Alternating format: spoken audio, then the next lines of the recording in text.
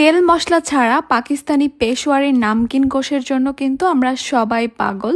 তবে অনেকে authentic recipe না জানার কারণে ভয়ে থাকে আসলেই মাংসটা মজা হবে কিনা। তাদের জন্য আজকের আমার এই রেসিপি। একবার শুধু এই রেসিপি ফলো করে পেশোয়ারি বিফটা তৈরি করে দেখেন, সারা জীবনের স্বাদ আপনাদের মুখে লেগে থাকবে।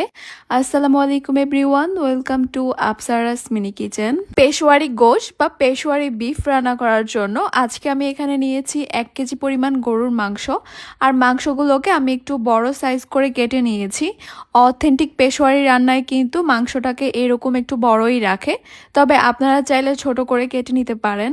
আর অবশ্যই এই রান্নার জন্য মাংসের সঙ্গে চর্বি নিতে হবে আর একটা নল্লি বা হাড় নিতে হবে।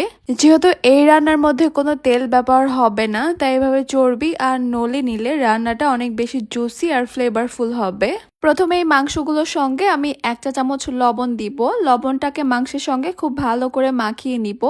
এরপরে মাংসগুলোকে আমি 30 মিনিটের জন্য রেস্টে রেখে দিব একটা ঢাকনা দিয়ে ঢেকে। লবণ দিয়ে মাংসটাকে মেখে নেওয়ার পর এভাবে একটু রেস্টে রাখা অনেক বেশি জরুরি মাংসটাকে জলদি সফট করার জন্য। 30 মিনিট পর যে প্যানে আমি রান্না করব এই মাংসগুলোকে সে প্যানের মধ্যে নিয়ে নিব। এরপর এখানে দিয়ে দিব আমি কয়েক টুকরো আলুগুলোকে আমি একটু বড় করে কেটেছি। পেশোয়ারি এই নামকিন বিফের সঙ্গে অনেকে আলুটা পছন্দ করে, আবার অনেকে করে না। আপনারা না পছন্দ করলে বাদ দিতে পারেন। এবার এখানে দিয়ে দিব মাঝারি সাইজের 4টা আস্ত পেঁয়াজ। এরপর এখানে দিয়ে দিব 3টা আস্ত টমেটো, আমি শুধুমাত্র মাথার অংশটা কেটে নিয়েছি। এখন দিয়ে দিব এখানে আমি 5টা আস্ত রসুন। আমি এই সবগুলোকে একটু জায়গায় জায়গায় ছড়িয়ে ছড়িয়ে বসিয়ে দিচ্ছি। এরপর এখানে দিয়ে দিব আমি 2 ইঞ্চের মতো আদাগুলোকে আমি একটু পাতলা পাতলা করে স্লাইস করে নিয়েছি। এরপর এখানে যাবে 4টা আস্ত বোম্বাই মরিচ বা নাগা মরিচ। আস্ত দেওয়ার কারণে একদমই ঝাল হবে না, তবে অনেক সুন্দর ফ্লেভার বের হবে। এরপর এখানে দিয়ে দিব 1 চা চামচের মতো আস্ত কালো গোলমরিচ। পেশোয়ারির নামকিন গোশ বা বিফের সঙ্গে মশলা বলতে শুধু এই একটা উপকরণই যাচ্ছে, কালো গোলমরিচ, তাও আবার আস্ত দিতে হবে। এরপর এখানে দিয়ে দিব 1/2 চা চামচ লবণ। যেহেতু আগেও লবণটা দিয়েছিলাম তাই লবণটা একটু বুঝে দিতে হবে। সবশেষে এখানে দিয়ে দিব আমি 1 চা চামচ ঘি। এটা টোটালি অপশনাল। অথেন্টিক রেসিপিতে কিন্তু কোনো রকমের তেল বা ঘিয়ের ব্যবহার হয় না। আগেই বলেছিলাম তেল মশলা ছাড়া, তাই অবশ্যই আপনারা চাইলে বাদ দিতে পারেন। তবে এই পেশোয়ারির নামকিন গোশের সঙ্গে ঘিয়ের ফ্লেভারটা আমার কাছে অনেক বেশি ভালো লাগে, তাই আমি দিয়েছি। যতই বলেন না কেন, বাঙালির মন বলে কথা। এবার এই সব কিছুকে আমি 2 থেকে 3 মিনিটের মতো একটু ভেজে নিব বা একটু কষিয়ে নিব। অনেকেই এই রান্না করার সময় অনেকগুলো ঘিয়ের মধ্যে মাংসটাকে একটু ভেজে নেয়, সেটার কিন্তু টেস্টটা আবার অন্যরকম চলে আসবে, ঘ্রাণটাও কিন্তু অন্যরকম চলে আসবে। আমি 2 মিনিটের মতো এগুলোকে কষিয়ে নেওয়ার পর এবার মাংসগুলোকে সিদ্ধ করার জন্য এখানে পরিমাণ মতো দিয়ে দিব ফুটন্ত গরম পানি। পানির পরিমাণটা এইভাবে দিতে হবে, মাংসগুলো ভালোভাবে সিদ্ধ হয়ে যাবে, আবার গ্রেভিও থাকবে। আর এই রান্নাটার মধ্যে আমার সবচেয়ে পছন্দ হচ্ছে গ্রেভিটা খেতে অনেক বেশি মজা লাগে। আচ্ছা, আপনারা কিন্তু চাইলে এই পর্যায়ে এগুলোকে সিদ্ধ করার জন্য প্রেসার কুকার ব্যবহার করতে পারেন। একটা ঢাকনা দিয়ে ঢেকে দিব আর চুলার হিটটাকে একদম লোতে রাখবো।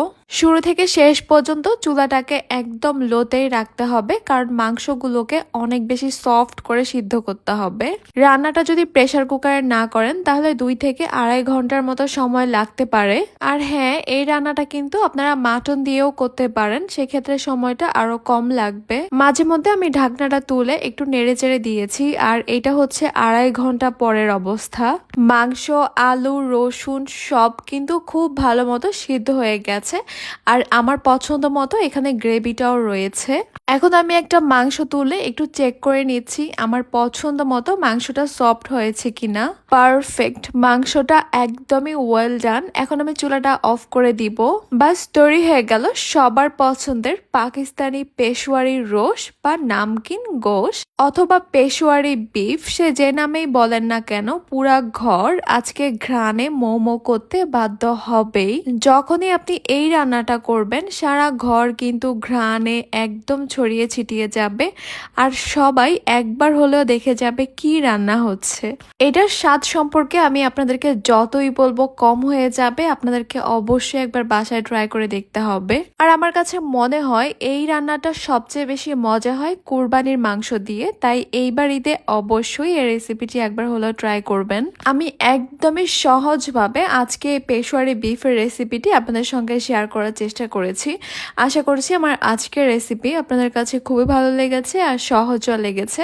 তাহলে আজকে এই পর্যন্তই। সবাই অনেক বেশি ভালো থাকবেন, সুস্থ থাকবেন, সবাই সবার জন্য দোয়া করবেন। আল্লাহ হাফেজ।